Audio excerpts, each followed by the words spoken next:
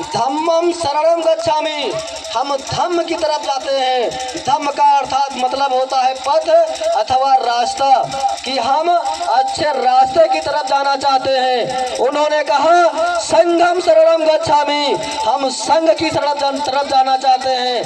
कौन सा संघ?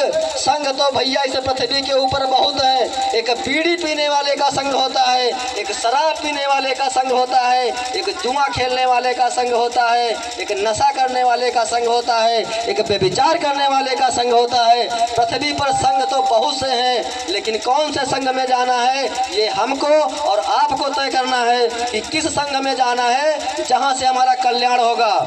तो हमको उस संघ में जाना है जहां पर ज्ञानी पुरुषों का मेला है, हमें उसी संघ में जाना है। क्योंकि भैया जैसी संगत बैठेंगे गुण वैसे ही आएंगे। तो इसलिए सभी से निवेदन है कि अच्छी संगति में बैठिए। और तथागत बुद्ध ने कहा कि पाणतिपाता वेरमणि शिक्षा पदम समाध्या में, कि मैं पराई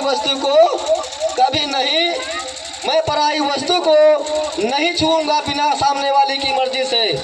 उन्होंने कहा अदिन्न दाना वेरमणि शिक्षा पदम समाध्या में, मैं अकारण किसी की जीव और हत्या नहीं करूंगा। उन्होंने कहा मूसावादा वेरमणि शिक्षा पदम समाध्या में, मैं अकारण मैं अपने मुख से कभी झूठ नहीं बोलूंगा।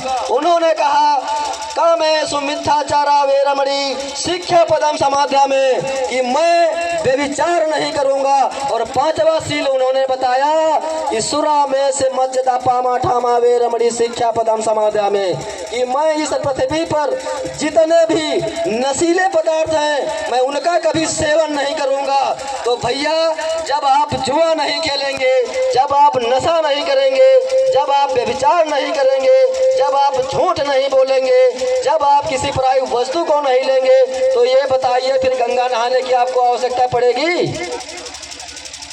भाई गंगा किस लिए नहाने जाते हैं? इसीलिए तो जाते हैं कि ताकि हमारे पाप धुल जाए। लेकिन जब हम पाप कर्म ही नहीं करेंगे तो क्या गंगा नहाने की आवश्यकता हमको पड़ेगी? अगर भैया पड़े तो बताओ।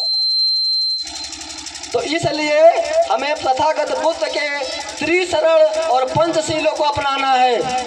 जिस दिन हम तथागत बुद्ध के त्रिशरण और पंचशीलों को अपना लेंगे तो हमें ना तो किसी मंदिर में जाने की आवश्यकता पड़ेगी और ना ही तो हमें गंगा नहाने की आवश्यकता पड़ेगी। बाबा